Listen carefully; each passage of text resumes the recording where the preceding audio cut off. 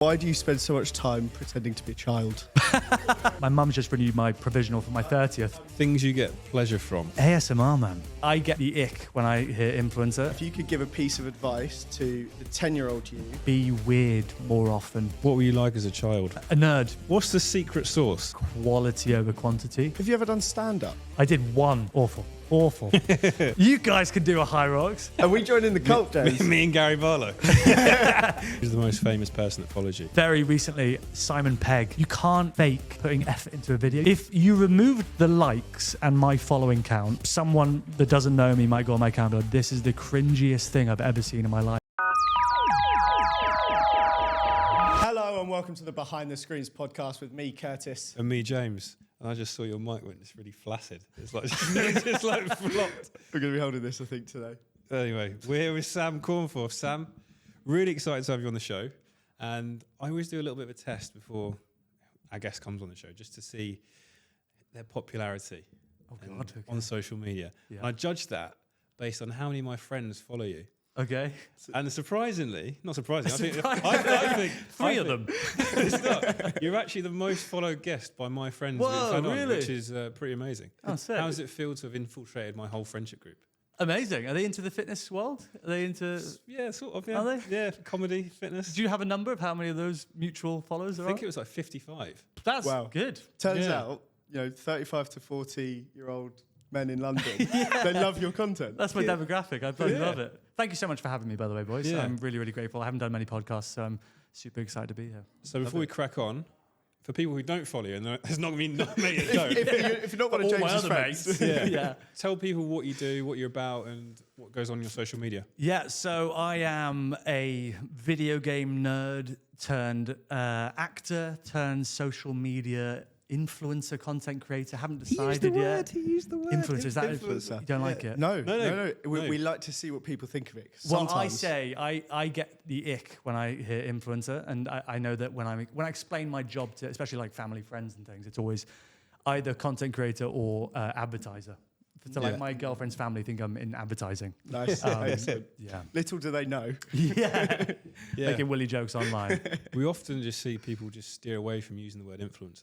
They see it feels a bit dirty, a bit murky. They don't want to be associated with Love Island and things like that. Exactly. So everyone seems to call themselves a content creator. Yeah, they do. And I would agree with that. I would say I am a content creator. Predominantly an actor. I feel like when you choose your little bio title, I've changed it recently to actor because I was a video creator for a while.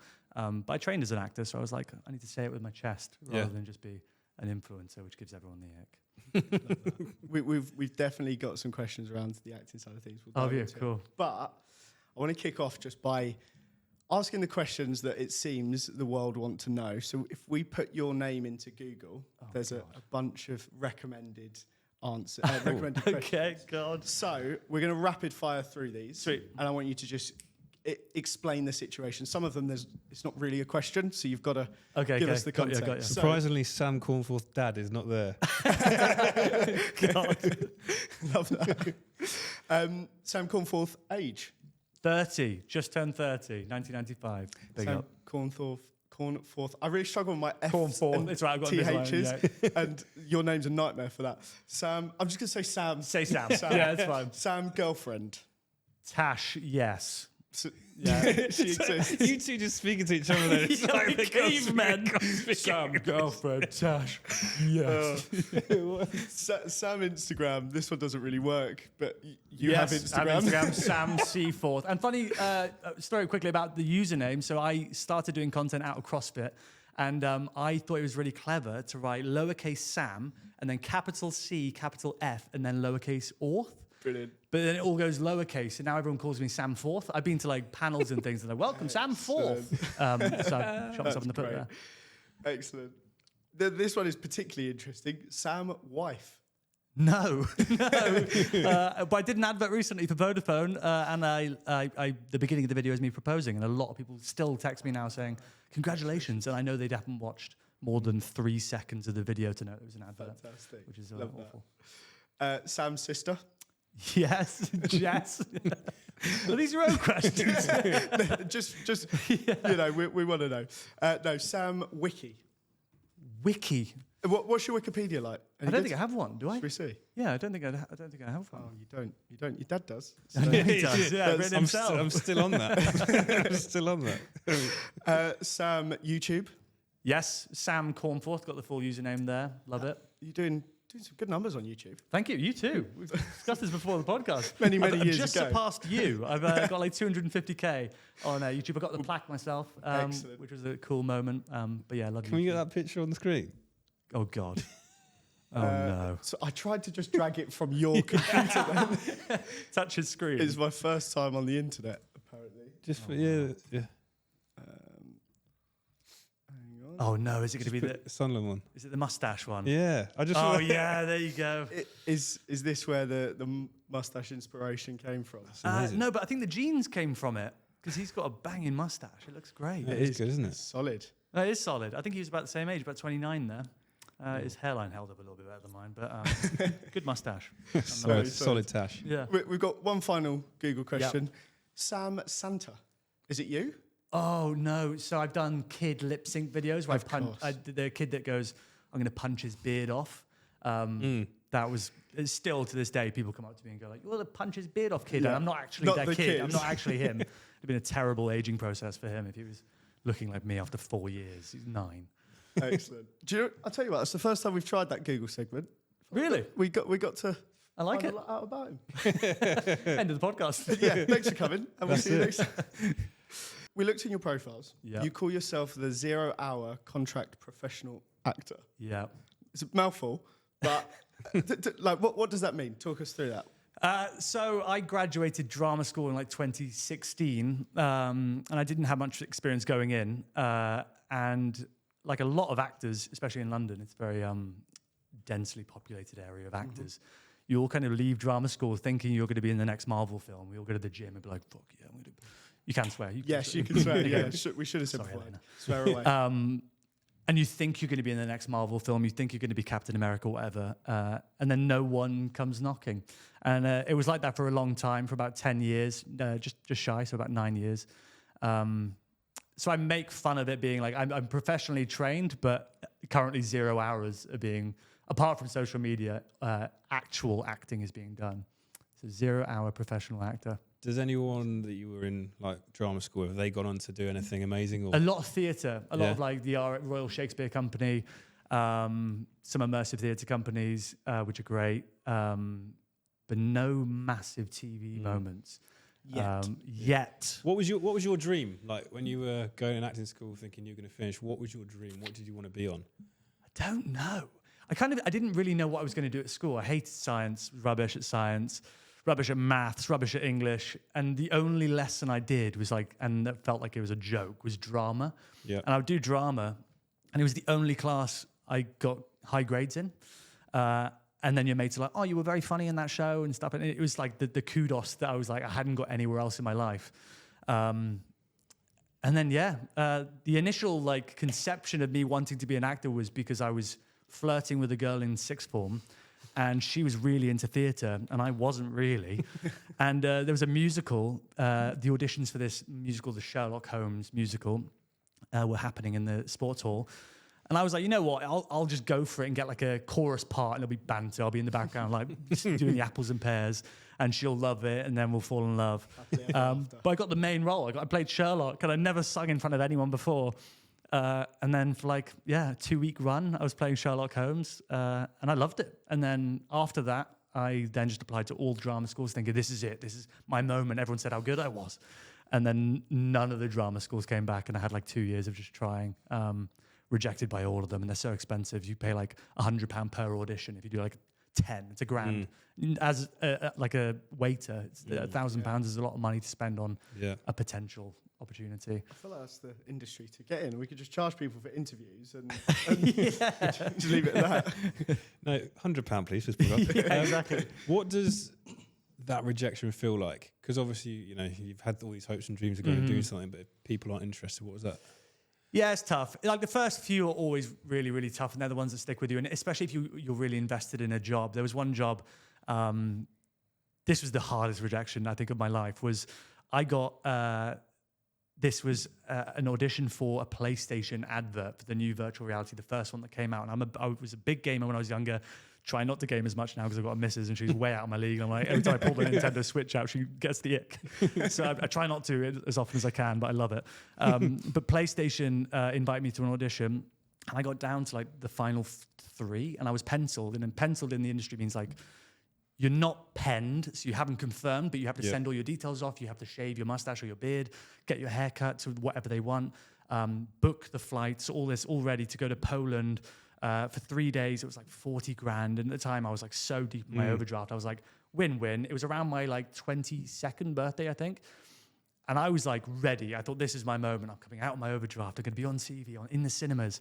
And then the day before my birthday, they pulled out and just said, pencils released. That's all you get. It's pencils released. And I was like, oh God, I didn't get it. And I told all my family, I was like, yeah, I'm in the final 2. I think it's me and a girl, and they'll definitely want a boy. They went with the girl. Fair play to her. There's nothing you could have done. Nothing I could have done, yeah. So they went with her. And then 2 days later, the casting director and their team were in, I used to work for Hawksmoor, a steak restaurant in London. They were in my section having steak. And I was serving them, and I went up to them and I was like, oh, hi guys. And they were like, you're the guy from the audition. Like, oh yeah. Well, I hope you have a great shoot. Thanks for considering me. And they were like, you've got the face for theatre. I was like, that's the worst thing you can. I was already down. And they just tell me, yeah, not for TV. And I was like, cheers, lads. But that was the hardest. But you get used to it after a while. And especially in the acting industry. Quick, what did you do to their steak? Nothing. I actually gave them free limoncello because half of them are Italian. And I know silly Italian. I thought that might work. I thought they might change their mind. They didn't. Back. They didn't. So you turned 30 at the end of Jan. You do a lot of content around kind of like age. Did a fantastic video about like Thank you. 30 now. Cheers. But I want to know if you could give a piece of advice to the 10-year-old you and the 20-year-old you. Oh, wow. Assuming it would be different advice. What would you give? Good question. 10-year-old me. So when I turned 10, I cried because I was double digits. I remember crying, hugging my mum, being like, I'm old. When I was 10, I would tell myself to be weird more often, because for a lot of my adolescence, my teenage years, I spent bouncing between the chav group, the goth group, the nerd virus-making group. I just bounced between them all, and I couldn't decide where to fit. What school did you go to? We made a virus. I honestly got banned from like a computer, my own computer in my IT space for like 2 months because I made a virus. It was like self-destruct. That's not the virus. I thought you meant. I thought like coronavirus started in your school. Just spreading viruses. I thought you were like coughing on each other and trying to get ill. We're just in the playground going, spitting in each other's faces. Well, okay. Yeah, sorry, so no, computer virus. That makes a lot more sense. Yeah. It's pre-2020. I didn't start COVID. I'll just tell myself to be more weird and accept that I'm a bit of a weirdo, and eventually that will work out. You don't need to fit in with the people that are immediately in your life, especially at school, and just do what makes you happy. And then 20-year-old me, I would tell not to worry about money as much, because I spent a lot of my 20s just worrying. It was very much hand to mouth the entire decade, being like, I'm paid, I'm in my overdraft still, I come in a little bit out of my overdraft and go back in by the end of the month and out and in and out and in. And that took over a lot of my life, just worrying how I was going to ever get out of that, which made me stop enjoying relationships as much. And I feel like if I didn't worry as much, I would have had more fun. 20s, I would say, try more things and worry less about the future and what's to come. Did turning 30 scare you? Not as much as I thought it would. I genuinely believed when I was like 13 that I would have a family, mortgage, house, dog, picket fence by 23. I was like 3 kids. My mum had 3 kids when she was like 22, so I was like, I'm going to copy you. But obviously, when she was younger, it was a lot cheaper to buy a house. So no, I initially thought 30 was well old. I remember video game, this is an analogy from video games, is I remember being on microphones with a really high-pitched voice and older blokes being like, you sound like a 9-year-old. And I'd be like, I'm not 9, I'm 15. And I remember asking them like how old they are. And they were like, oh, I'm 27. And being like, bloody hell, you're 27 playing video games. And there's me like now, 30, hiding, playing Nintendo Switch in the bathroom. 12-year-olds. Yeah, exactly. Mugging off 12-year-olds and COD. What was the question? Sorry, I got on a Nintendo. It didn't. It should have, but this is the most comfortable in my life I've ever been. Yep. Both in myself and like in life. I've got fit misses. I'm working in a job that doesn't make sense to me still. It's amazing. I get to do this in the middle of the day. Yeah. It's unreal, and I don't take it for granted for 1 second. 30s are the best. How old are you both? Oh, You're 29. No, 28. 28. No, what am I? I'm 28. Yeah, I'm 29 this year. You're 29 this year? Yeah, yeah. And yourself, Joe? 36. Good. You are looking good. Thanks. It's his favourite part of the show. Is that why every always week, slips in? his skin routine. Charlotte products. Shut up. Were you scared of your 30s? Say again? Were you scared of your 30s? Look at him, of course he was. He's never No, been it's scared of a great. thing in his life. Yeah. Just take it on the chest. No, I think the same as you, to be honest. Like, 20s was trying to build something, build a business. So you've got no money. You're putting everything back in.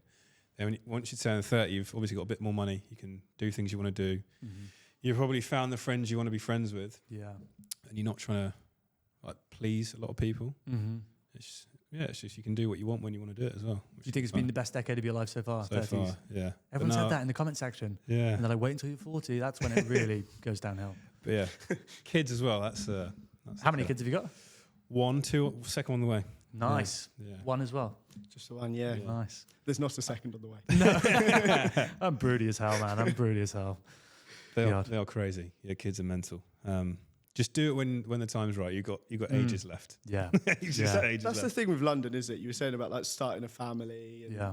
where you thought you'd be. I feel like in London, it's just different, isn't it? Like Yeah. you move at a different time. Like you do things when you're old. You walk at a different pace. Everything Yeah. is so different in London. Yeah, Yeah. yeah. No, I remember like the thought of kids when I was like 30 didn't even cross my mind. Really? No. It was like, I've still got loads of living to do yet. But then suddenly they appear and then you're like, When does shit. it actually happen? Like, what conversation? Do you just like sit down with your missus and just go, should we start trying? Sort harder? of, yeah. It sort of was that. Let's take the condom off. Yeah, what do you do? Like, well, Stop taking the pill. That's right. I don't know actually. When we started this podcast, like however many Do you months think ago, did you think this was on the? Like, did you No, expect do you know, this? originally we Shall started we this take the condom podcast. off? Right? 6 minutes in. This podcast was meant to be about marketing. It's about finding out about talent. Yeah. It's more just become just a chat and enjoy. Nice. To see what people are about. Yeah, yeah. So how do we plan kids? I don't know. We just did it. Was there a moment that you both had conversations where you're like, right, let's sit down? It was like a formal meeting of this is where we begin trying. Cards on the table. Yeah, exactly. Yeah. I'm trying to think. But mine was very different, and I don't know if I've actually spoken about this like anywhere Nice, before. there we go. But Podcast exclusive. Nightclub toilet. we well, I won't go into the conception, but let's just say that originally wasn't particularly planned, but then we miscarried after 13 weeks, and then planned after that, and it was it was a very like serene, sat on top of Hampstead Heath, like all solemn and like, shall we do it? And we did. So it was like, there was a moment Nice. for us, but technically there wasn't originally. Originally there wasn't. Yeah, But but nice. then there was. Nice. Then there was. Congrats. Both of you. Yeah. It's second on the way. No, I'm really excited. It's going to be good. Yeah, It's they gonna might be listen good. to this eventually. My wife doesn't listen to this podcast, Oh, so, really? so we can Okay. say what we want on it. About that. She's Welsh as well, actually. Is she? so, yeah, Proper yeah. Welsh though. Well, she's from like the middle of it, just over the border. Middle. I've never been there. That's like Mordor to Mid-Wales. me. It's like Llandrydn on Wells. Oh wow. Yeah, it's a proper Welsh name. Yeah. she sound proper Welsh. No, she sounds English more than anything, Oh. which is good. If she sounded Welsh, Which is good. if she sounded Welsh, honestly, No Thank offense God. to our Welsh listeners out there, no disrespect to the Welsh accent, but but if, remain listeners and not talkers. Yeah. Like if she had one of the proper Welsh accents, no, like wouldn't work.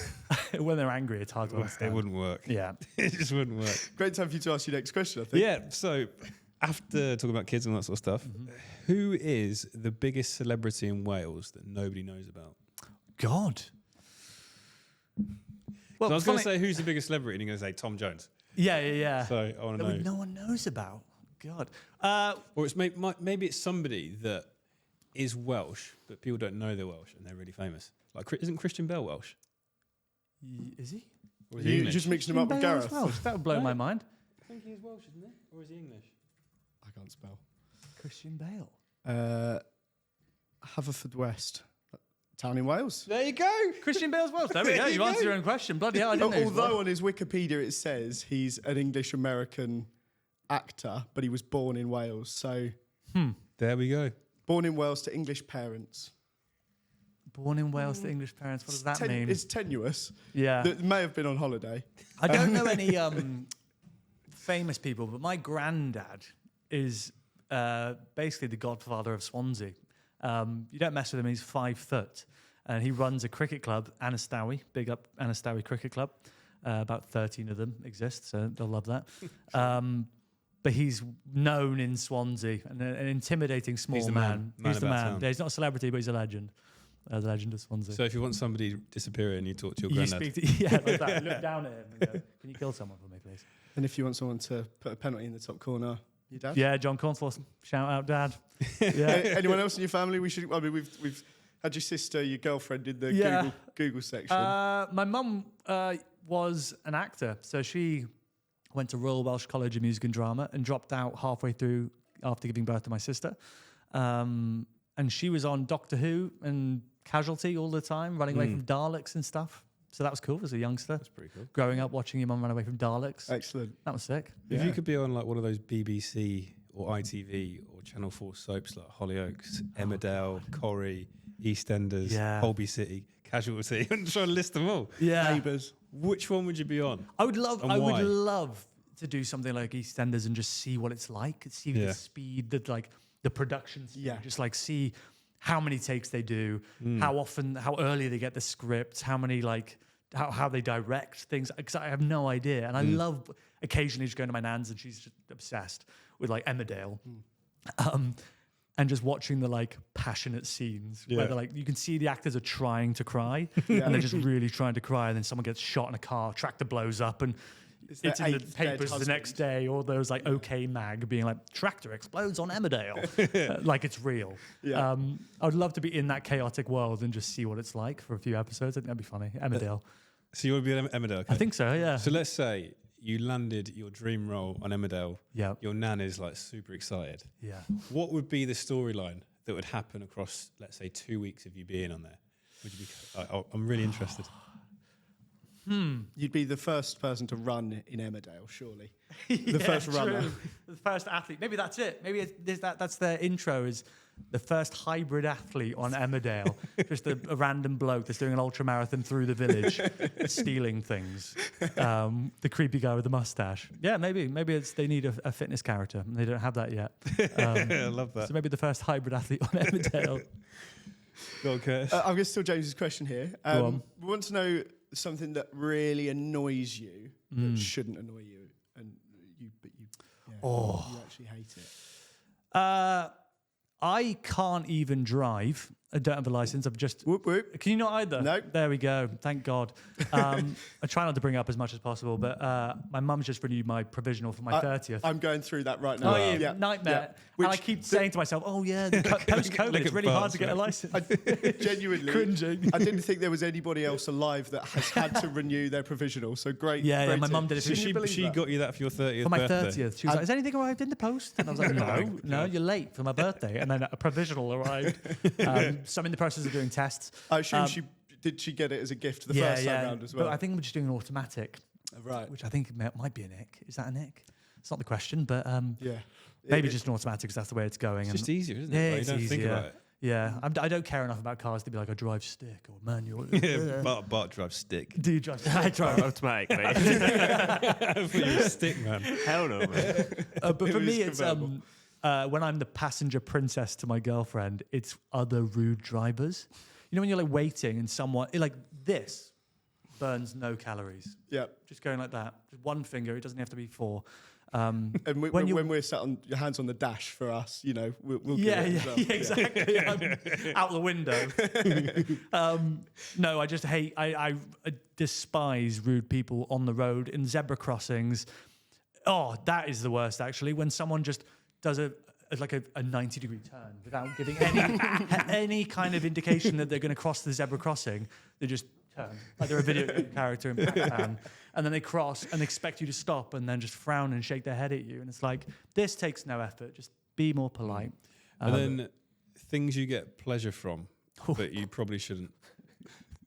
God, interesting one. Do you know what?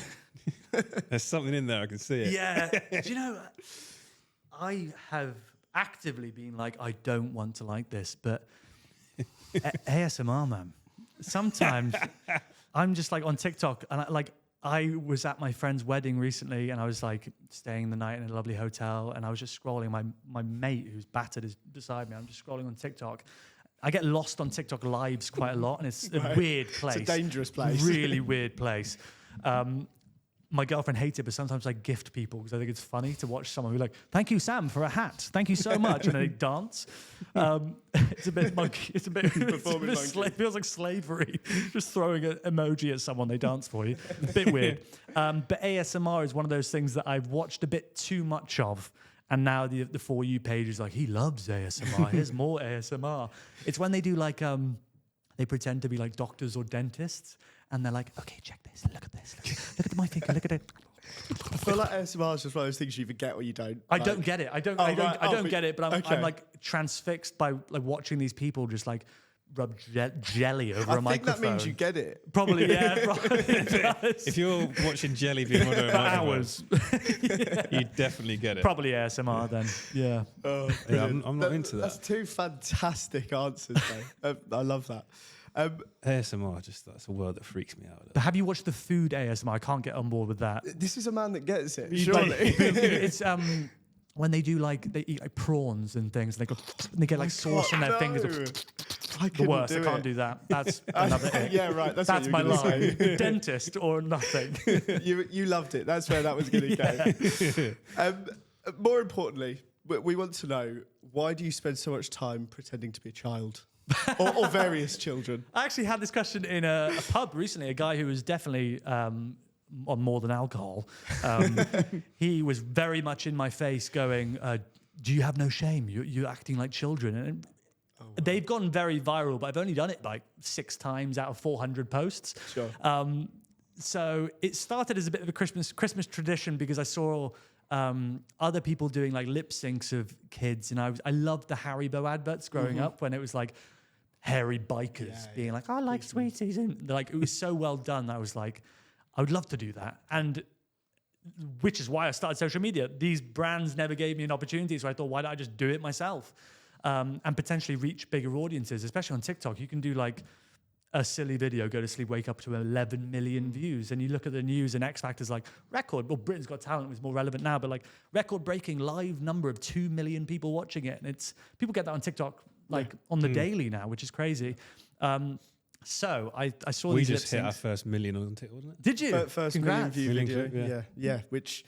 That's it. Like the numbers are almost not real on TikTok. They don't feel real. Yeah. It's absurd. To an outsider looking in, they're looking at those numbers going like, oh my God, that must feel amazing. But it doesn't mean anything to when you just go like, oh God, I need to do it again. I need to make another good one. How do I repeat this? Yeah, just add stress.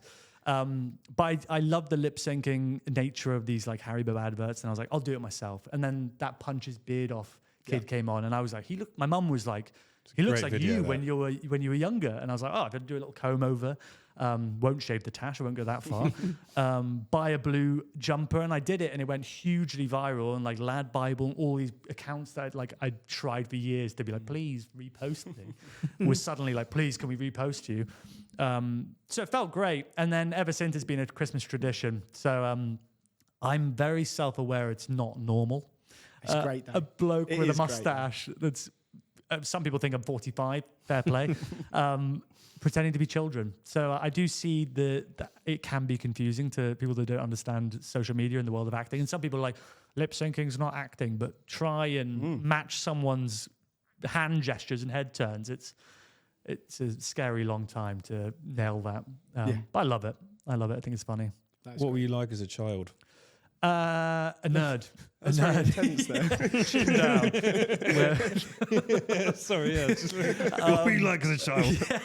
A nerd. I was a massive nerd, like World of Warcraft. Very Who else little. was on the podcast saying they did that? Oh, really? Ben Francis, Gymshark CEO. He loves World of Warcraft. Who was it? Henry Cavill. Rourke, Curse Miley was Curse brother, RuneScape. He played a lot of. No, Yeah. it wasn't that. I No. reckon it was it Rufus who said he used to do that? No, he Rufus just gave up invest. video games. No, it was the World of Warcraft. Somebody else said they did that. Anyway, Sure. Did you Not ever sure. played it? no. Oh, banger. Great game. But have you played it? Oh, all the So time. good, so good. Someone offered me £1,500 to buy my character. Really? I didn't take it because I was like, it literally took me. You can type in /played and it tells you your active play time. And on one character out of like 10 characters, it was 392 days played. So I'd been moving in game for more than a year. Wow.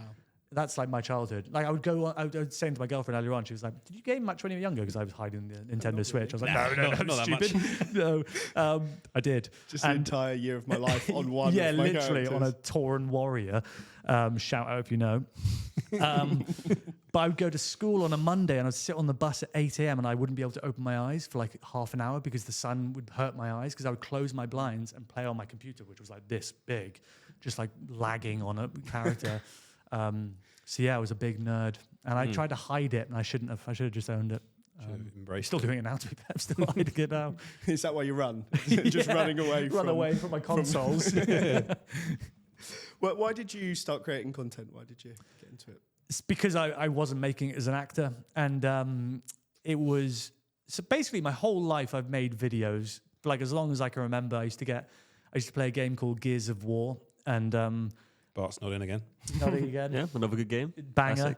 That was my game, and that was like the first time I went on YouTube and watched game montages. There was a guy called like Angel of Evil, I think it was. There was no scope montages, just left, right, and center, just spinning shots, no scope headshots. I was like, oh my god, I want to be Angel of Evil. So bad. So I used to get eye roll then as well when she said that. Just concerning but fantastic. ASMR. ASMR, Angel of Evil ASMR. But yeah, I wanted to be Angel of Evil. And so I had a Sony Ericsson that had like a reversible camera. And I used to get my younger brother, we shared a bedroom, 2 single beds either side of the room. I'd get him to sit on a chair behind me and film the screen with his Sony Ericsson. And I'd like lean out of the way and I'd try and no-scope headshot people. And it didn't work. And then I would edit on my phone and upload them to YouTube under like titles like Big Boobs Kiss Kiss Kiss. Because I was like, I need to like I click, think I click. watched that one. It's a banger. It did really well. But I would try and clickbait them and put like thumbnails of like cleavages because I was like, then people will love me and people will watch my content. But I got so many accounts blocked. Yeah, we were the neck cramp. I can Thinking of the imagine next people's title. disappointment. Like clicking on it and Some going, dirty blokes with big boobs XXX, and it's me missing no scope. So what? So that's how I started, and then as time went on, I kind of stopped doing YouTube about 16 years ago. Got a real job, waiter, started doing marketing, and then COVID hit. And that's when everyone became a content creator for like 3 weeks. It felt like everyone was doing the I'ma flick the switch, flick, like girlfriend and boyfriends are doing trends. Yeah. And I didn't understand trends. I was like, oh, I could do that video better than this couple could. So I did it and put like my own spin on it. And then the comments started coming in. And I was like, oh, this is quite fun. I should do this alongside my job and just see what happens. And then I got my first brand deal, which was with Grenade, a protein brand, and I smashed grenades anyway. I love Grenade. Lots of those in Gears of War. Pardon? Lots of those in Gears of War. Yeah, Grenades. there were, sticky ones. Big boobs I XXX. haven't got a clue what's going on You here. have no idea. This is straight over my head. And then, post-COVID, I got my first marketing job and started making social media for them, used their account as a bit of a playground to figure out what works, what doesn't. And then I just fell in love with it. And I got my first acting gig recently, and I was like, oh, I could do this every single day of my life without the process of auditions, doing 4 rounds of auditions to be potentially penciled and then released the day before and just be living on pause. And then just Uno reverse carded the industry. That's what social media has done effectively, because now brands reach out to creators, being like, please work for us, rather than you knocking on their door begging for an opportunity. So, very grateful to have done that and stuck with it, because I feel like a lot of people did do COVID content creation, but everyone was like, oh, it's a bit of an ick, and then stopped, but I just trudged through the ick. And I'm so glad I did. Do you think your acting background made it a lot easier for you to be creative and put this content together? I think so. I think it's not so much acting ability, it's just committing to a bit. I think I see a lot, because I've got a lot of fitness followers, a lot of PTs that follow me. And they always DM me being like, hey, bro, I really want to reach new clients and get new leads and stuff. I think they think I'm a PT, and I'm not. I've never PT'd in my life. so they always DM me being like, hey bro, how do I get clients? How do I make funny videos and all this? And I genuinely watch their videos, and a lot of the time it's just that they've got a good idea, but they're not committing to it. Sure. Like they put a tea towel on their head to be a girl. Just buy a wig. It's 20 quid. You can buy 3 wigs for 60 quid. Put your mum's clothes on, like commit to it. Just go all out, and people will be like, this guy doesn't take himself seriously, but I believe what he's talking about, and I want to work with him. So I have no inhibitions in terms of, I don't care if Lad Bible reposts and they go live exactly the same. Like, why are you being a child? Like, if it gets me seen by a producer or something, and they like, we've got a lip syncing video or film we want to do or something. So I essentially started social media as a show reel because I couldn't afford to. You pay student film companies to make you a show reel. They write you sometimes quite cringy scripts, being like Emmerdale scripts. You're a runner. Yeah. You're a runner. And I couldn't afford it. Sometimes they're like upwards of like £1,500, £2,000 to do like 3 scenes. I couldn't afford that. I was still in my overdraft, and I was like, you know what? If I start making content and start playing these characters that I would love to play on TV, hopefully brands will see that. And it's turned out okay. Like brands do now approach me through Elena and the TMA because of these characters I play. They go, oh, I can see him in this advert, which is great.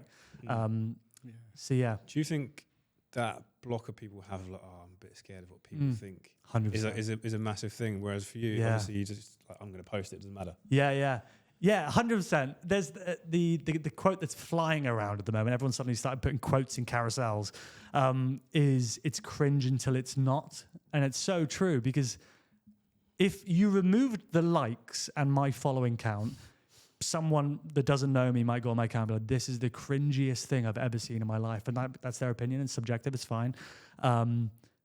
But as soon as you put 100,000 people behind someone, you're like, oh God, this guy's fantastic. Well done, he's so popular. But again, like you're saying, like numbers don't really mean anything. They're literally pixels on a screen. And working with my lovely team, it's no longer about chasing numbers. It's about like, what do we want to do? What stories do we want to tell? Which is such a lovely position to be in, rather than chasing, like, how do I move the needle every day? I want 5,000 followers tomorrow, blah, blah, blah. Because it's like a one-way ticket to burnout, is just chasing virality. So I think, accept that it's going to be cringy at first. Your peers and your family are going to be like, what are you doing? But if you wholeheartedly put all your effort in and believe in the content, and it's something you genuinely love doing, you'll find your audience and it'll work out. Love that. That's great. You touched on the editing side of things. Yeah. And it's interesting. I always feel like there's a correlation between people who game and then get good at editing, Bart being another fantastic example. Yeah. How did that work out? How did you, because your content, the editing is fantastic. The production is, like, for social content, top tier. There's not many that are doing better stuff. So yeah, how did you learn? How did you pick it all up? It was Angel of Evil, mate. He inspired me. I don't know who he is. He might be, I don't know if he's alive or dead. I don't know how old he is. But I loved his montages, and I loved gaming montages so much that I was like, oh, yeah, here he is. Like Make a Wish. But do you remember the song Fort Minor, Remember the Name? That was on all the montages. Angel like, of Evil 69 was 10% skill. That song. It was that and the E-double songs on all the phase montages, I think he's deleted his channel. He must it looks have. like it was Angel of Evil 69. Angel of Evil 69. That's funny. I didn't clock that when I was young. I didn't know what that was when I was 12. So it was montages, really. I used to watch these, and then I Googled what program to use, and then I used... Sony Vegas? Yeah, Sony Vegas Pro. uTorrent. Back in the LimeWire days, shout out. I just uTorrented Sony Vegas Pro. Sorry, that's illegal. I think every person who paid for Sony Vegas. I don't think anyone has ever paid for Sony Vegas. No, never. So I downloaded that, and then YouTube tutorials. There was a bunch of nerds like me just teaching me how to do transitions.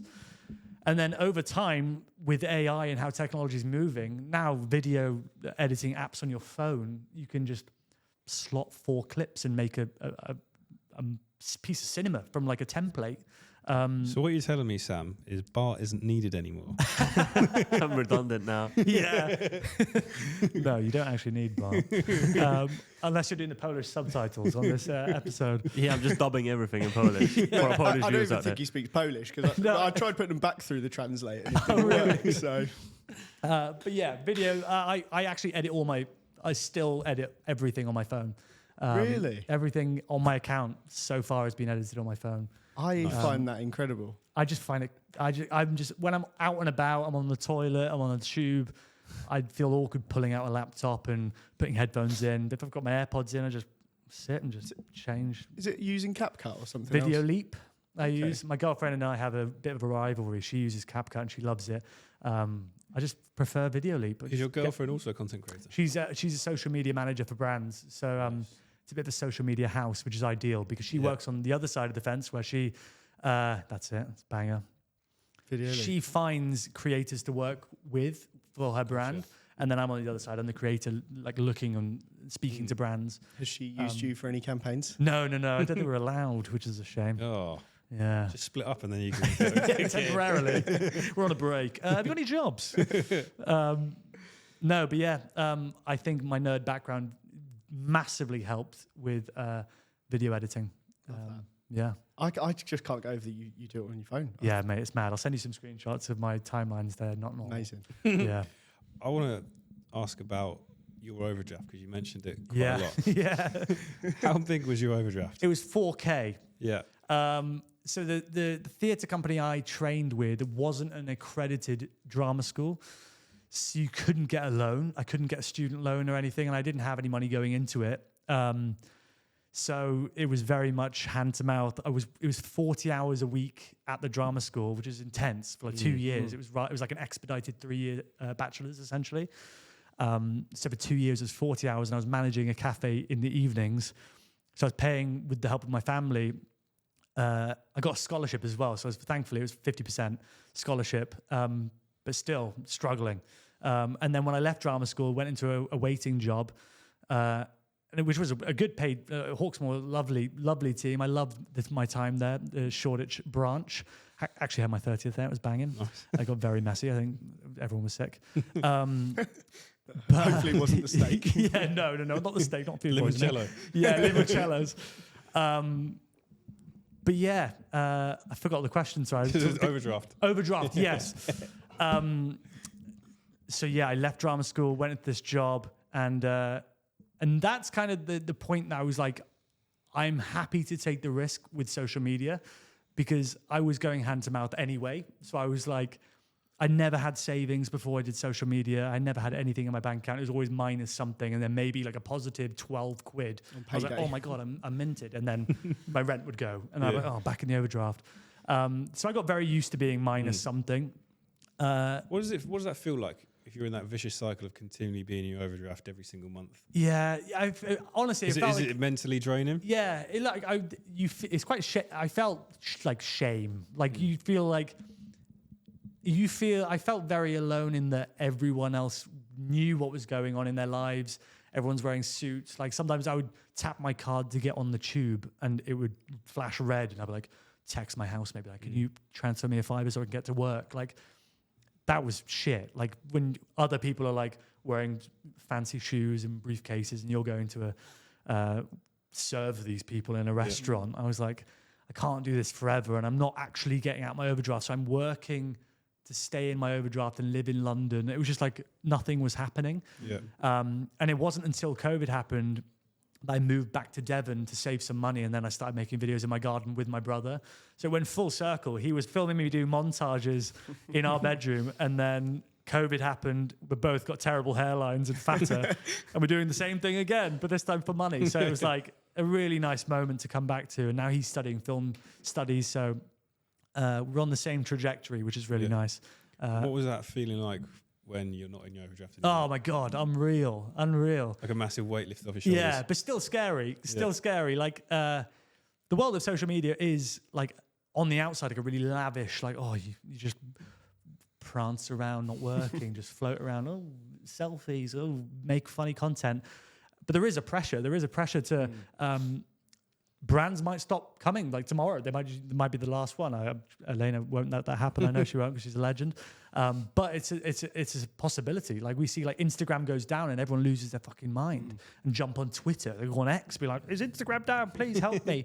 Well, the TikTok yeah, ban the in TikTok the States, ban. I Like mean, these moments are like scary, and people just assume like, oh, thank God TikTok. All the TikTokers are gone, but there were small businesses in, especially like the States. Like there'll be like chocolate businesses, cafes that rely on footfall coming from social media, and you just turn that off. It's mental. But that's a possibility that could happen one day. So, which is why I'm trying to expand my portfolio into television and offline events and things like that, because you don't want to just be a number on a screen that if it turns off, they're like, what are you responsible for? Hopefully you leave a lasting impression that people go like, I want to work with you because I trust you. Do you think, let's say you opened your phone up now, you go on Instagram, your profile's deleted, you go on TikTok, your profile's deleted. Yeah. What would you do? Do you think you could grow them back just as quick? I trust that I know enough now what I like creating and what I seen resonate with an audience. Again, I always like when creators, especially new creators, because it feels like in the past 2 years, everyone's suddenly a creator. Everyone on earth is suddenly an influencer leaving their jobs. You've got 3,000 followers and like, I'm going full time. Sorry guys. You're like, When we get 3,000 on TikTok, that's what we're going to do. We did that this morning. You quit the podcast. Oh, congrats. Sorry. I just mugged you off. 3,000. We've got 3,001 now. Oh, Thank yeah. you. So that's it. End of the podcast. We're full-time content creators. We've got to do this. But everyone seems to be just like leaving their full-time job so quickly now, where it was like back when I started in like 2019, 2020, it wasn't until I had like 60K that I was like, a brand came sniffing and I was like, oh, potentially this is my moment. So I would, if everything was deleted and like I could restart an account, I think I would know what to post and when to post and the frequency I like working at, rather than chasing trends and be like, oh, please go viral. So in your opinion, I'm really, because we want to grow this account as big as we can. Yeah, nice.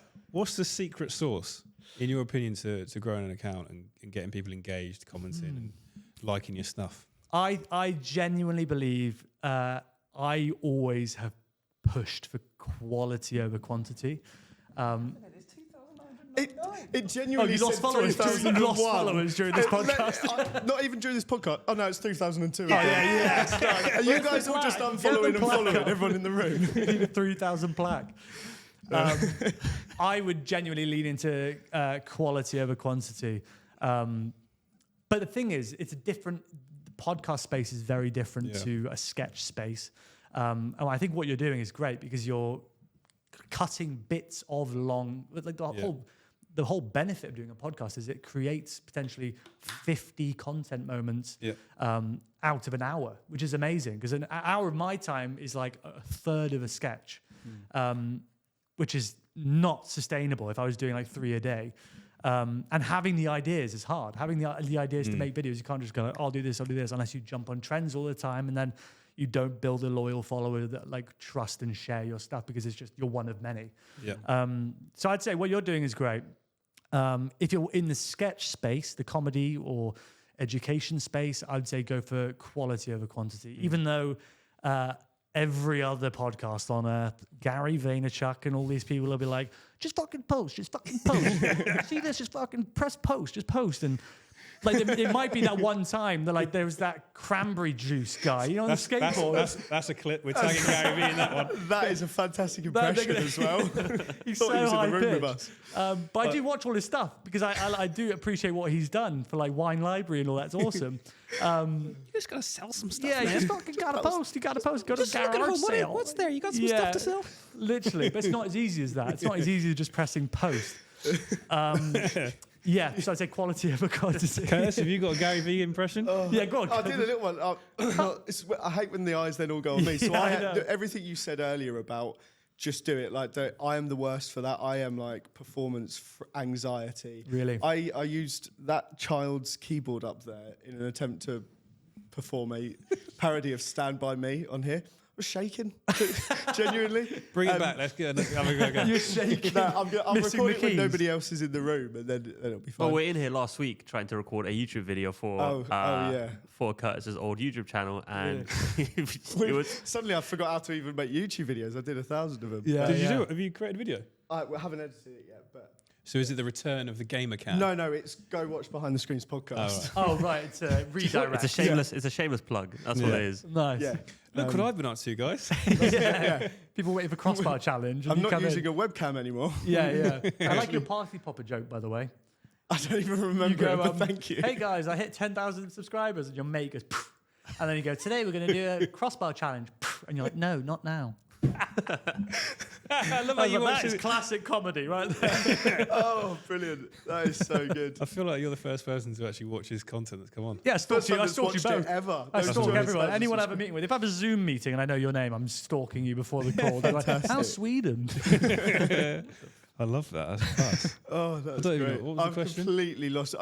I did want to touch on your point around if your channels all got shut Yeah. down. If that happened, let's forget, rebuilding it. You're never going to be able to post again, Yeah. other than one final video. What wow. would that video be to be your legacy? One final video. What's the purpose? Am I trying to... It's up to you. Okay. So this is the last thing you ever get to say. This microphone does not want to stay in place. The last thing you ever get to say to your audience. I would... I really liked what Rufus did with this one. That was a good one. Oh, God, the pressure. The pressure's on there. We'll tell you after. Yeah. Oh, wow. I would... I did a video that I really loved doing that involved my entire family called... it was a trend. It was Never Let Them Guess Your Next Move, where you just do random stuff. And when you're watching it as a spectator, you don't know what's happening.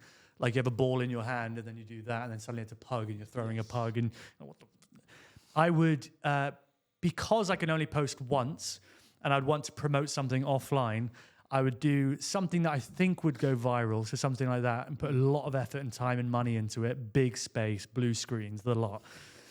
And then at the end, I would have like a hook being like, I'm performing live in Camden this weekend. And then you come see me, and then I would continue to promote my other shows. Clever. That's if I could only have one. Yeah. Excellent. What did Rufus say? Naked. I think he admitted he was the Unabomber. He said it was me, guys. I'm the Unabomber. A lot less practical than mine, but way funnier. Yeah, I mean, he did go through a few other things that he was going to confess. And they thought, no, maybe I'll just stick to the Unabomber. Unabomber. Nice. Which, again, interesting. Very on But, brand for him. Yeah, absolutely. It was either going to be that or flags, right? One of the two. Yeah, nice. Excellent. Well, moving on then from socials. So acting, obviously, that was your first big passion. Yeah. And now you've landed the amazing gig with CBBC. Yeah. Talk us through that. What's the story there? So again, like I said, it was 9 years after I graduated drama school, and like I said, you assume I had an agent coming out of drama school, and that was kind of like the goal when you're at drama school is to get an agent. Once you've got an agent, you feel like all the doors are going to unlock. You're ready, and you're gonna be fine. That wasn't the case. You still have to be good. And that's kind of why I grew a mustache, because I probably wasn't very good, and I needed a USP that was How long like have you had that for then? a long time. I probably had it about 6 or 7 years. There was one moment I got rid of it, and it was when I started my new job. And I was working in a gym, folding towels and checking in members. And one of the members came in, and it was the first day I didn't have a mustache, and he went, "You're disgusting." And then I was like, oh, I've never met this bloke.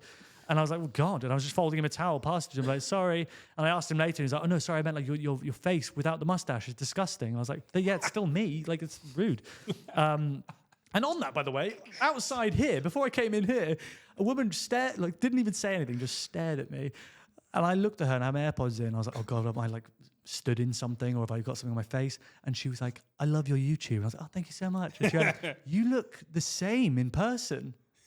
Like, what the fuck does that mean? And I was saying to Elena, I was like, I try and make a point of making myself as ugly as possible in my videos. And she just scanned me and went, you look the same in person, and walked off. I was like, thank you. What goes through people's minds? I don't know.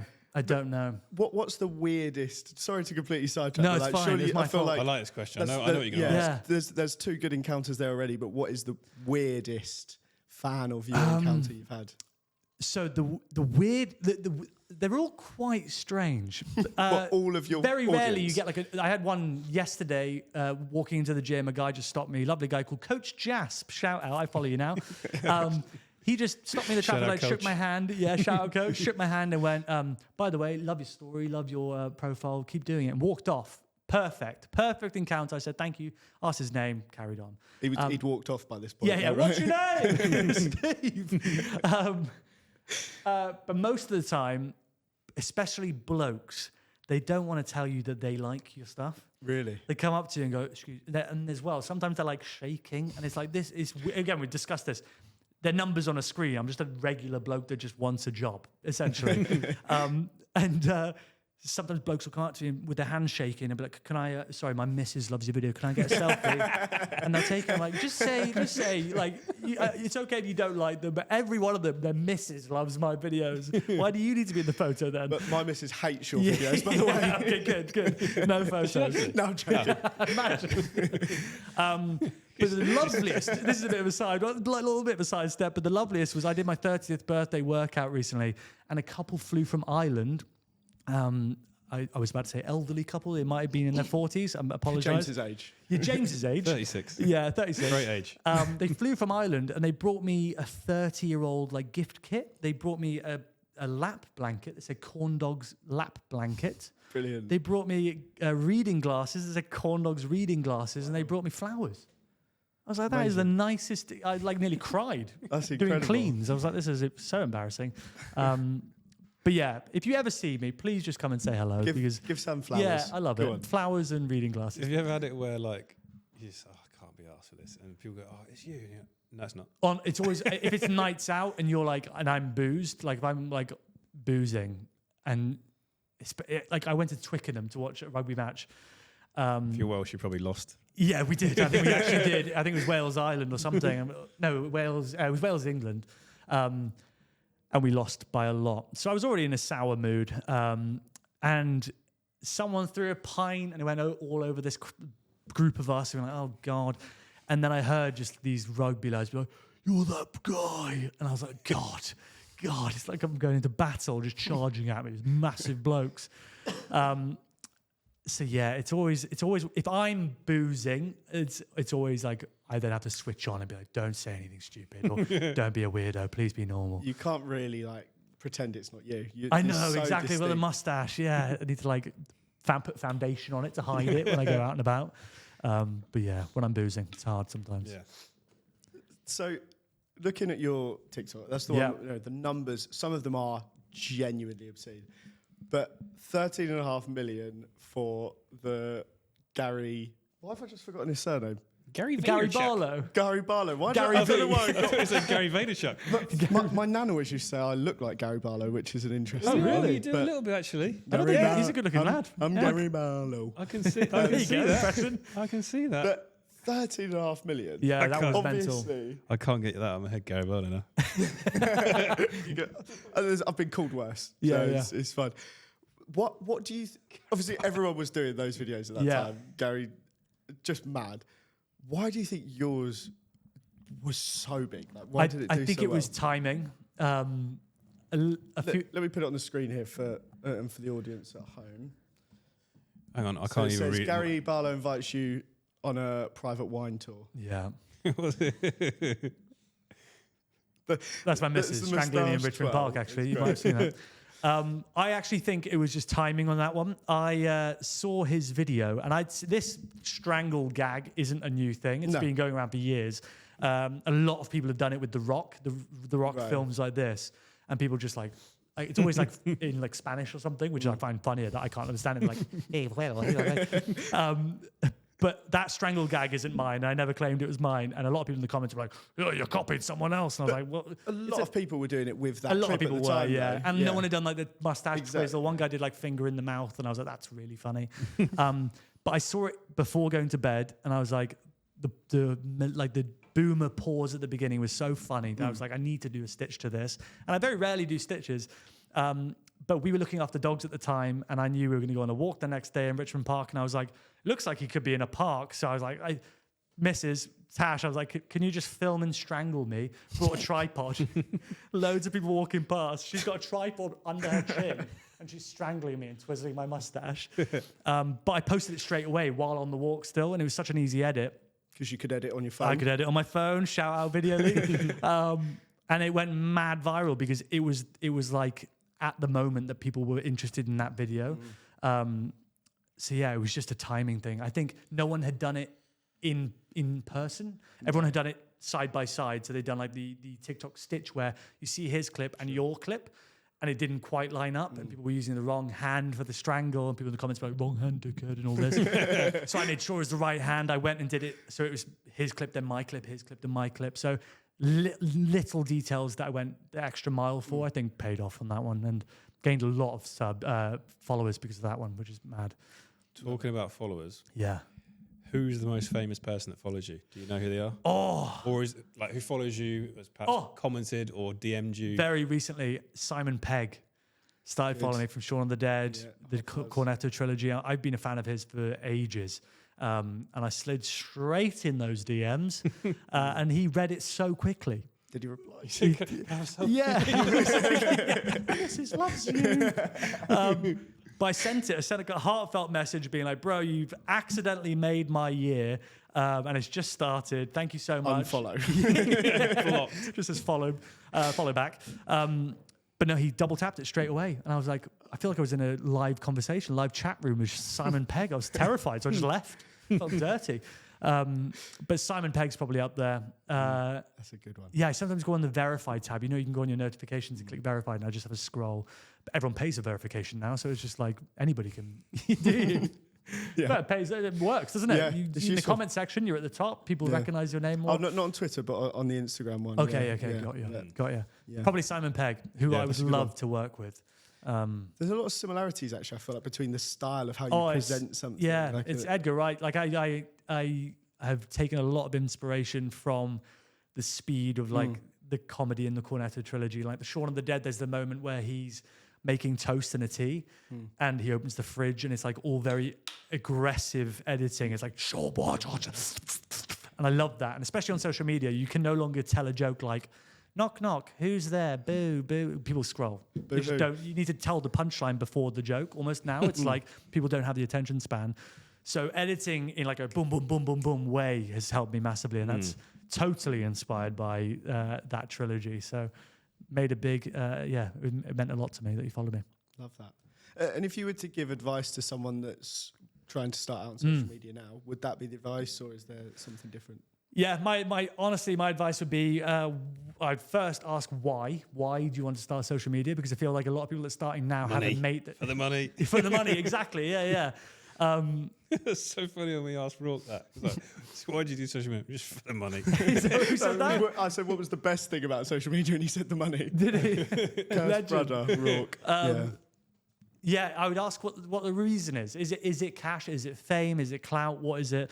Is it genuinely having a story you want to tell? Or just we continue. Go on. Everyone goes, I'm not in it for the money. Like, everyone. No one would be still in it. If everyone's in it for the money, aren't they? Free, Surely. yeah. You couldn't do it. You couldn't sustain it if it was free. So he is actually right, isn't he? Yeah, it's just that it doesn't. It's the difference. He doesn't care about perception and what people think. Whereas influencers, it's all about the vision, the view of you and what you are. And if you say you're in for the money, like people used to get stick for doing ads. Yeah, you sell out. That taboo is slowly starting to disappear, which is lovely. Yeah. Did you ever do a brand partnership? Oh yeah, YouTube. Yeah. Did you do integration on YouTube? All sorts, and FIFA coins. As Did you? well known. I won't slag you about. We used to talk about FIFA coins all the time. Yeah. Slag him. What brands did you work with? One Football. It's the one where it's like Football Scores. Football Scores. Who else I work with? Shall I have a look on the hashtag ad on my channel? Wow. Yeah, One Football. Tops. Yep. Nice. For the old trading cards. What was your first brand deal like? Were you buzzing? Wouldn't it be back then? Yeah, we're talking 2011, 2010. How much would you have got? Like grand? So I see top 11 here. That was like $2.5 grand back then, which good. was good. That was solid, but I was getting a lot of views. So What was your average views on that? Well, around like a video that I was going to put an ad on. It was about 150k on YouTube. Long form YouTube. It's good. Get that video back on his channel. Let's go. we got to post it immediately. Oh, it doesn't work like that anymore, unfortunately. YouTube, as I'm sure you know, it's a whole different ball game now. Like I said, everyone's a creator suddenly. What was the question you asked? Sorry, I was really interrupted. That's all right. I can't remember. The advice? I would say figure out what your purpose is. If it is money, go for it. Just go for the coin. Because there are brand deals that are easier to get and probably quite lucrative.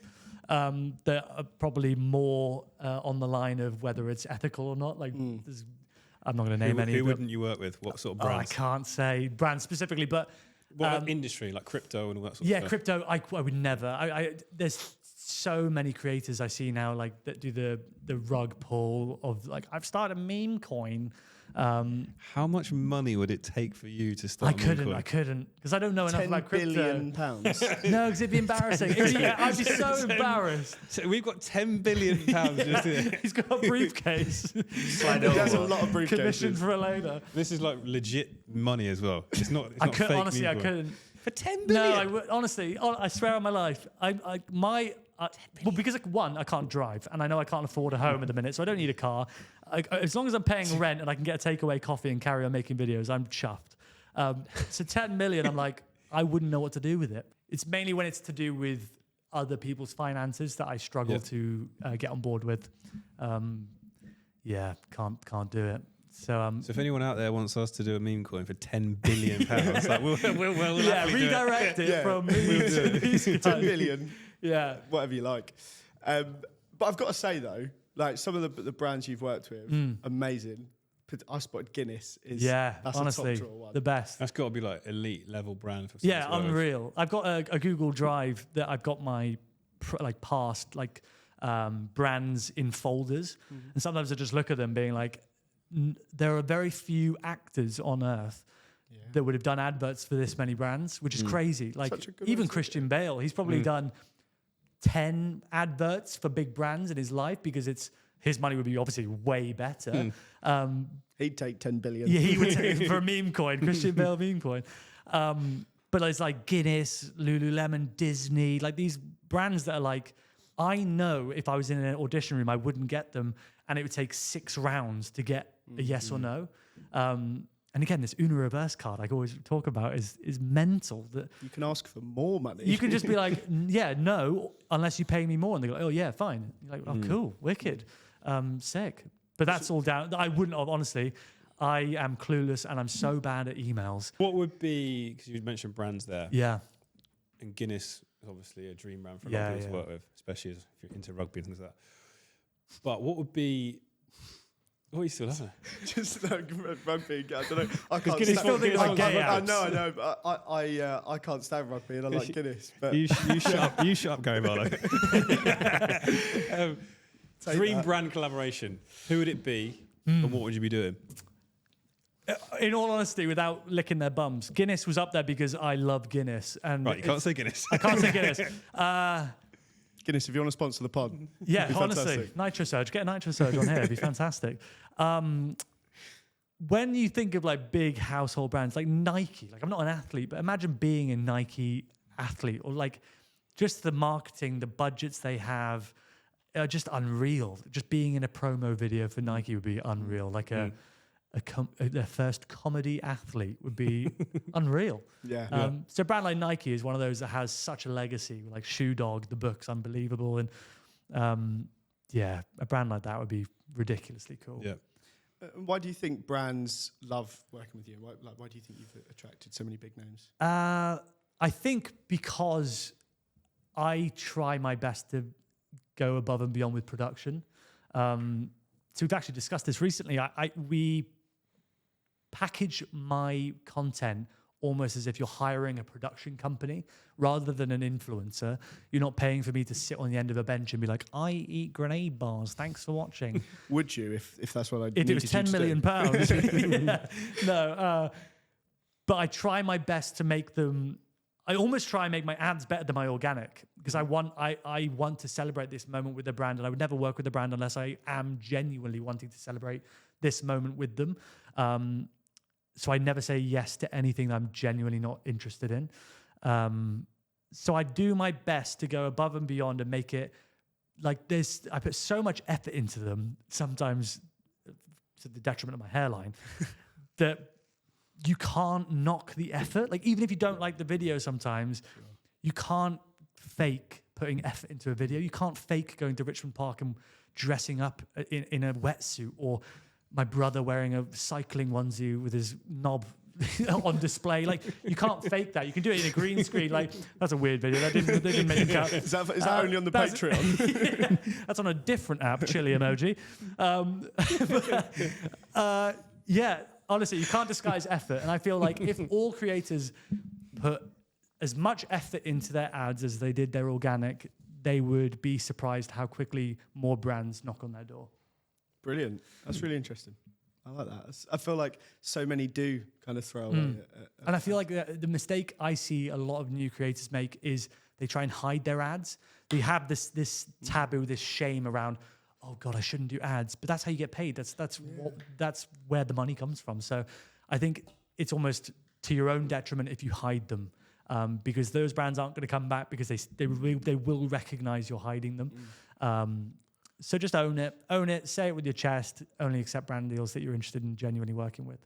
And I think, your point, like, if you make a piece of content compelling enough that people would want to watch it anyway, even if it's sponsored, then you're still giving them value. So I like exactly. I want to chat now a little bit about comedy. Now, obviously, comedy, the crux of your content, it is comedy. Have you ever done stand-up? I did one. I've stood up. I've done one stand-up, and it was 6 minutes. And so I've got a friend called Joel Dommett, who is the host of The Masked Singer. He was on everything else. He's everywhere. He's in Australia at the same time as doing Masked Singer.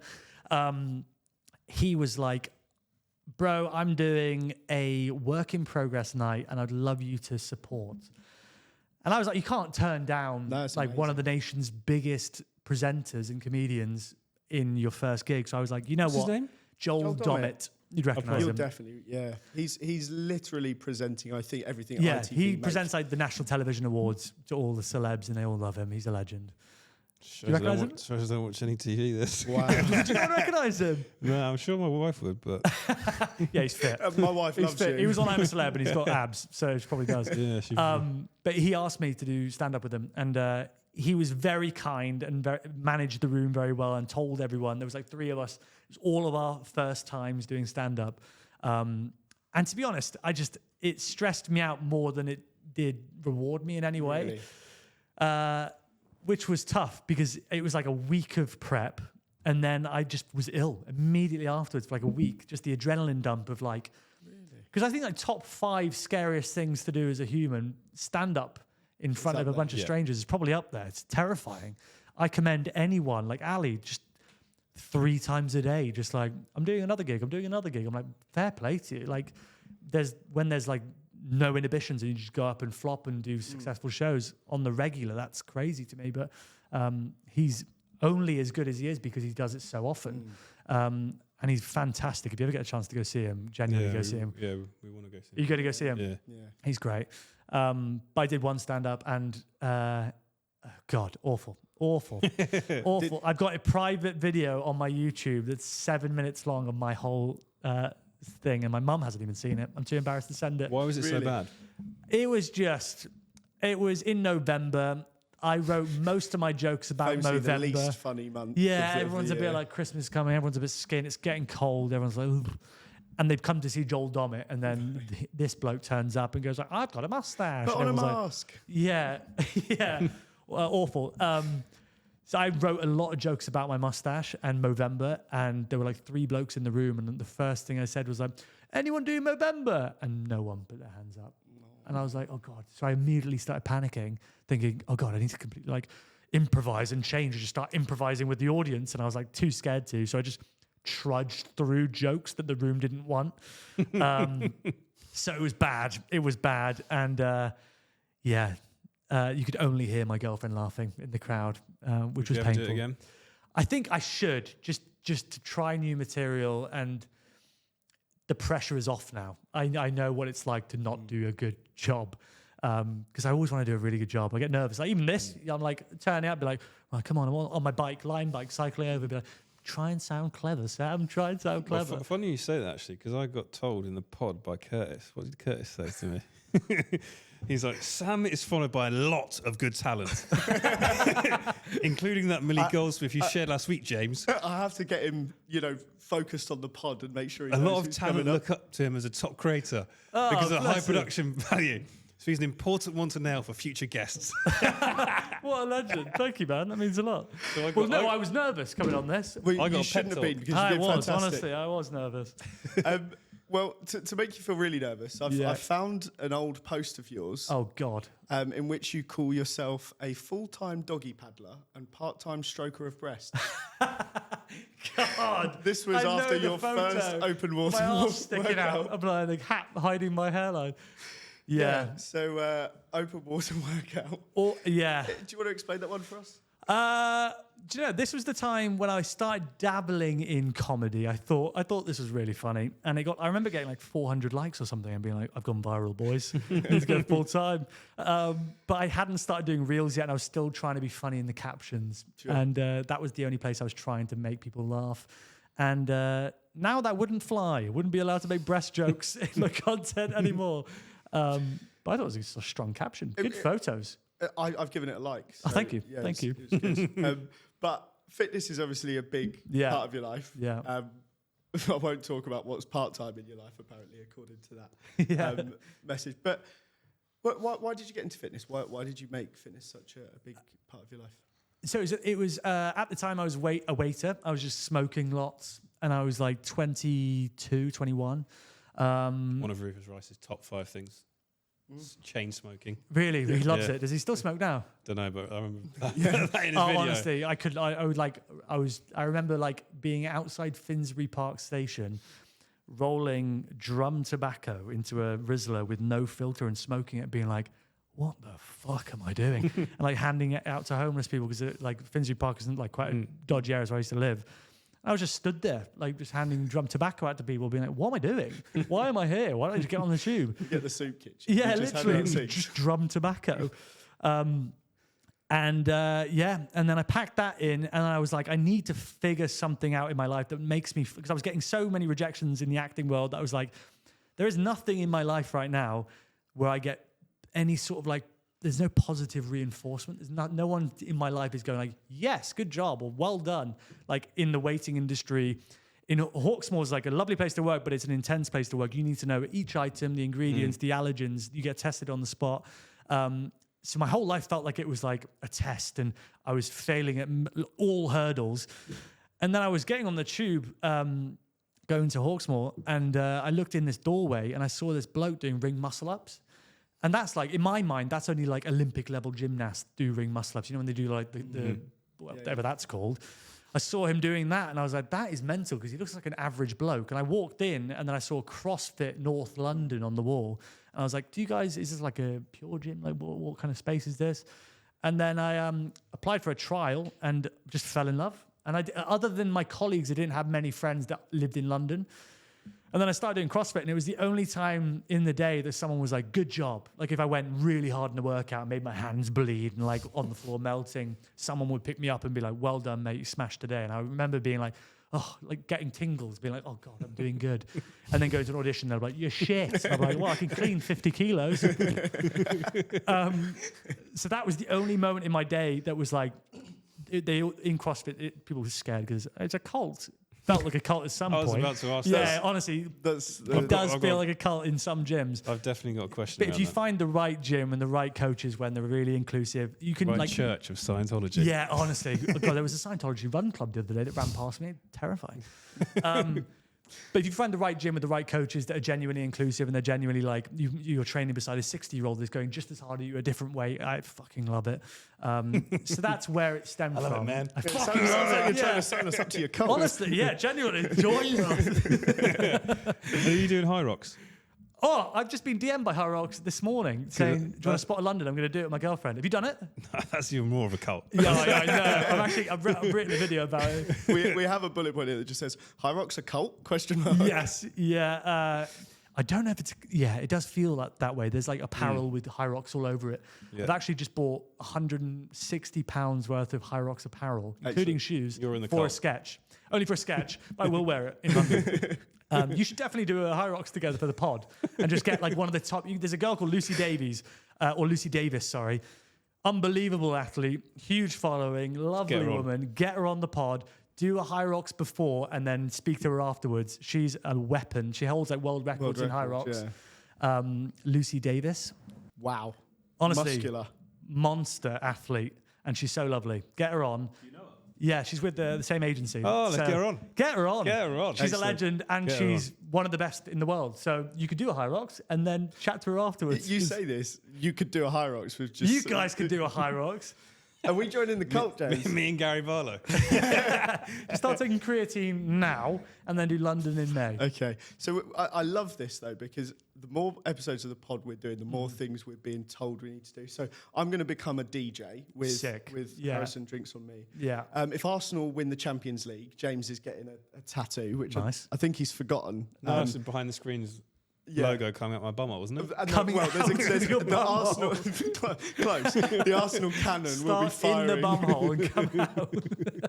We're really going behind the screens. But they're not going to win, so like, there's no drama fair there, enough. mate. But yeah, so all right. By the end of this year, I would have I look forward done to Hyrox it. and You be a both DJ. doing the Hyrox Yeah. and doing Lucy. Excellent. No, I'd love to get like an elite athlete like that on. Yeah, you should. Yeah, She's that'd be great. cool. That'd be We've got one. Yeah, what that? Clean joke. A lot, actually. Thank you. So sticking on the topic of fitness, Yeah. running is obviously a big part of your content. Where would be your number one dream run? Where would you love to run? Oh, I'm actually rubbish at running. I did the London Marathon and got like 4 hours 30 and Pathetic. honestly, it's not to anyone that got slower than that. No shame, Terrible. but Terrible time. terrible for someone that trains as much as I do. I was like, that's embarrassing. But I did sit down and My have wife's a poo. a runner. Is She she? used to run for Wales, actually. Did she? Yeah. She's a marathon. What distance? She's done marathons. What time? What do you think?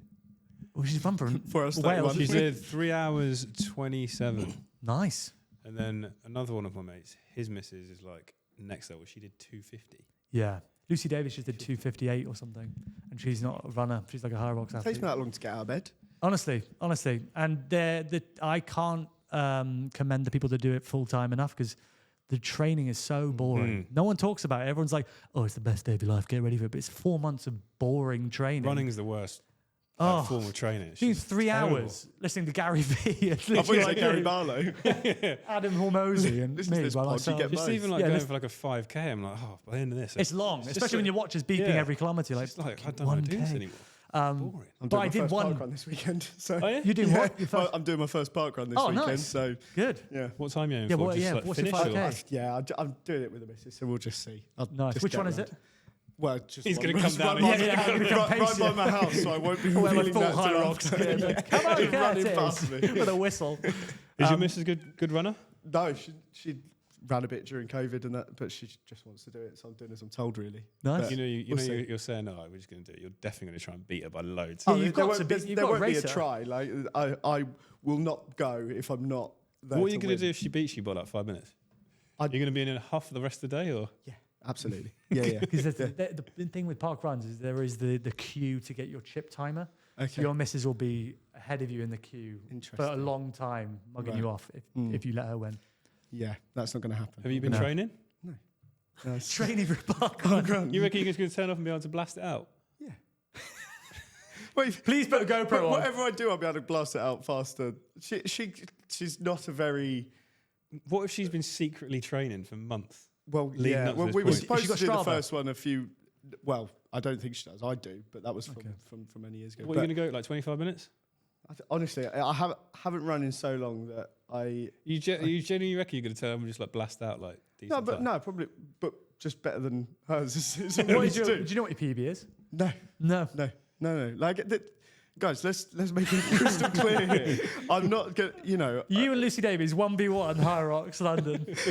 Her name is very close to that. And I was confused then as to why she was now doing. My partner's now doing Hyrox. I was like, what's happened here? But But dream run, sorry, would be Guys, come back Naples. to, let's ask this Naples. again. I did it. I actually ran it in Naples along the seafront in Italy. It was unbelievable. Yeah, that was it. Did it.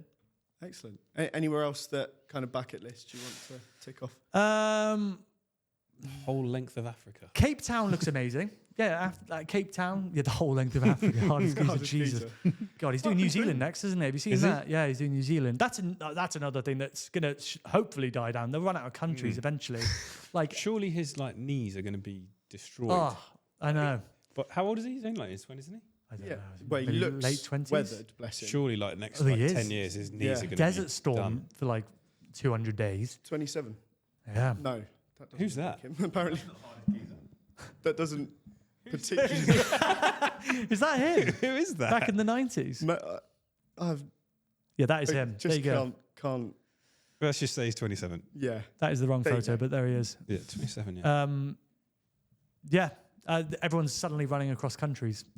Yeah. When I was younger, my dad put a bin bag on and we'd go for a 2K run and we would all like bow at his feet being like, you're So an you become athlete. a professional footballer. Yeah, you're like, oh, you're unbelievable. How did you do that? Did you stop? How many times did you stop? You're like, I didn't even stop. And now everyone's like, what countries can I run across? Backwards, blindfolded with nose tape on. You're like, what's going on? What country do you think you could run across? Gibraltar? You discussed, is Luxembourg a country? Is that a country? Is Yeah, that- country, yeah. I think it's Vatican I think it's City, like that's 50 another one. miles. So just do that. Is it? I think it's smaller, to be honest. What's your 5K time, Bart? I've never run a 5K in my life. Have you not? Never. Gamer. No, I can't run without a purpose. So I need to play like a sport. I can't just run. Yeah. It just doesn't make sense for me. Yeah. Sprint intervals Blood in sport. football is very different doing sprint intervals by yourself on a track. 35 miles. There you go. 50 kilometers. I could do that Excellent. slowly. What's like a good time for Hyrox or acceptable? I think the sweet spot that everyone goes for is sub 1 hour. I think Lucy did 56 minutes or something. So you're going to do the one in May, you said? Yeah, with my missus. First one for both of us. If we You- get anywhere near an hour, it'd be unbelievable. But you share the work with Yeah. the partner. So if you do it individual, you do all of the work. It's not cut in half. Yeah, talk us Talk through through, the yeah. the What is setup. it? Yeah, so it's Like, I've seen clips on social Have media. you? I don't Oh, you actually know what know? this is, really. okay. So I see people doing burpees and then squat Yeah. jumps. yeah, and so all it's, that. Pushing heavy things. 8 kilometers, but in between each kilometer, you do a station. I can't remember the order, but it's something like ski erg. International Space Station. Yeah. Cupid Clip show. that. Such a I love His why James minion. hates. He's the biggest eye He roll. hates almost every joke I make on this show. What was, and what I was the love one it. you did the other day? The flag one. Nepalling. Yeah, that was Big Nepalling, nice. That's disgusting. Yeah, so it's 8K. It's 8 kilometers of running yeah. with 8 stations in between.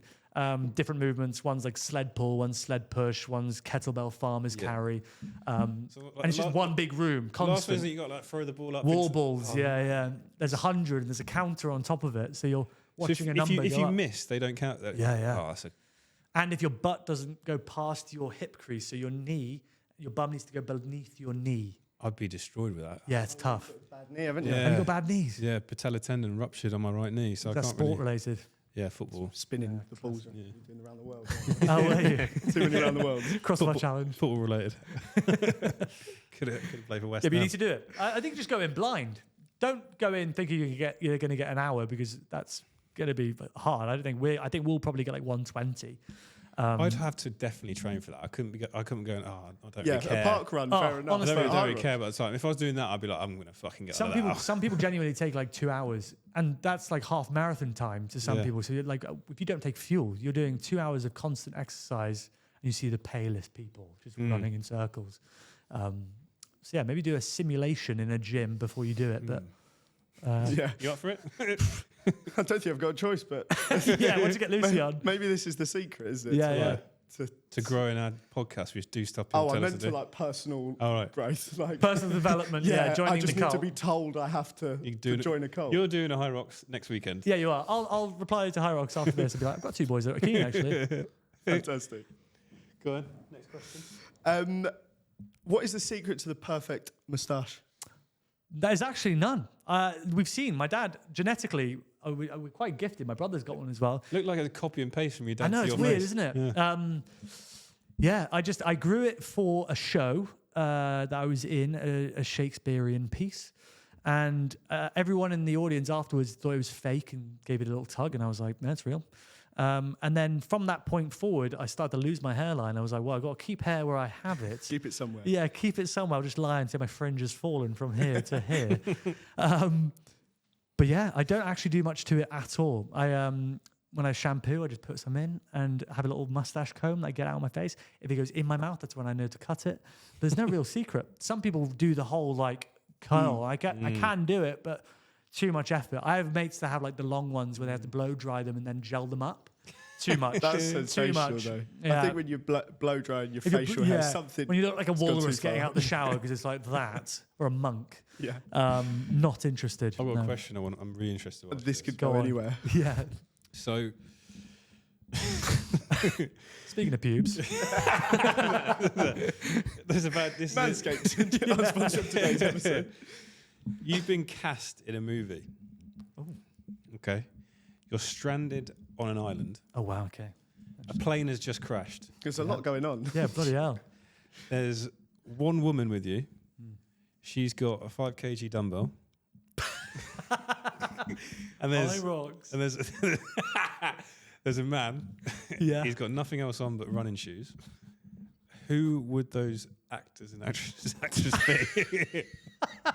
They're joining you on this blockbuster I thought this hit. was going to be like a mind game, like it's like a maths question. Peter had If we three reduce the total by one dumbbell and one training shoe, how many trainers This are is there? a blockbuster hit that's coming out this Okay, year. so the setting is plane crash. I'm on an island. One guy's wearing running trainers, and one girl's got a 5 kilo dumbbell. And I'm also the casting director. No, you're in it. I'm in it. but But I you're in cast them. And casting. Yeah, you've got You're the main guy. Like, Okay. You're the main guy, but you got 2 supporting actors. God, I've only got Hardest Geezer and Lucy Davis on my mind now. That's all we're talking about. Is this like who would be the funniest? What's or the who- storyline? Yeah. You're on the island. Are we there to work out, or are we there to get It's off up the to you. island? Are we going to use the dumbbells and Maybe you got raft? to work out to get off the island. Okay, gotta so work we're out working how out to to build get up off the the strength to leave the island together. You're Castaway, basically. So I would go for really good-looking people, so I'm comedically average, and it would be like Gal Gadot as the girl, Wonder Woman, and then like Channing Tatum as the man, just because Just in running we shoes. could get him topless. That'd be fantastic news for everyone, wouldn't it? And yeah, the budget would be then exponentially increased if it was those two. So Yeah, having Wonder Woman. Wonder Woman and Magic Mike. Mike. Yeah, unreal. So- And then Sam Cornforth. Well, sorry, guys. I did a podcast. That was too big of a laugh than I meant it to be. But So she's got a dumbbell, he's got running shoes. What have you got on? God, I reckon I'd have a Greg skipping rope. I'd have a skipping rope. Would use it to build a raft or something. The nichest question in podcast history. that's what we asked the questions no one's asked before. Yeah, I love it. I love it. Any niche questions, Curtis? I know Bart's got one. Yeah, let's Bart. So we allow Bart to come up. Well, he has to stay in his little hovel in the corner, but we allow him one Bart's hovel. question. Bart's Yeah. question of the week. I'm allowed, Yeah, to have, we should I'm get allowed to have lunch if I leave this question. If I say this question. So, in waves of 5, how many 5-year-olds do you think you'd take on before they overpower you? Waves of 5. So 5, and I just knock them out, and then another 5. We'd have to kill Yeah. them. Now this is interesting because when Bart told us earlier, we went, when you say take on, like, are we executing these? Yeah, are we killing 5? And you immediately, you're knocking out 5-year-olds. Yeah, So, mate, is it you're like not building PG, just like a fence. boop, knocked Yeah, out? like Yeah. You hit them and they cry and they run away. No, you're knocking them out. Yeah. And we have them waiting outside, so you better get this right. Queuing up. In you come. I think the only problem would be the pain in your hands. I think after a while your knuckles would start to hurt and you'd have to like use your feet. Have you ever watched You could drop kick them, right? yeah, have you ever seen the film Hot Rod? No. No, there's it's called The Ultimate Punch. You do 2 fists and a kick. I think I could sustain the ultimate punch for like 30 waves before like my knuckles are hurting because babies It's still have hard 150 heads. They're not babies, they're 5-year-olds. Oh, yeah, 5-year-olds. They still have the 150. soft bit there. No, No, it's no, fully Because you can just do developed. that. You just poke 2 fingers. Rather than the hard forehead, just bang, bang, bang, like whack-a-mole. I reckon 30 30 waves, and I'd be like, I'm many- tired. How many- 150. It's a lot of kids. Five-year-olds, That's a lot of yeah. kids. Yeah. you've How beaten. quickly are they coming? And is it 5 They're fall over, then fast. another 5? Or is Yeah. it like 5?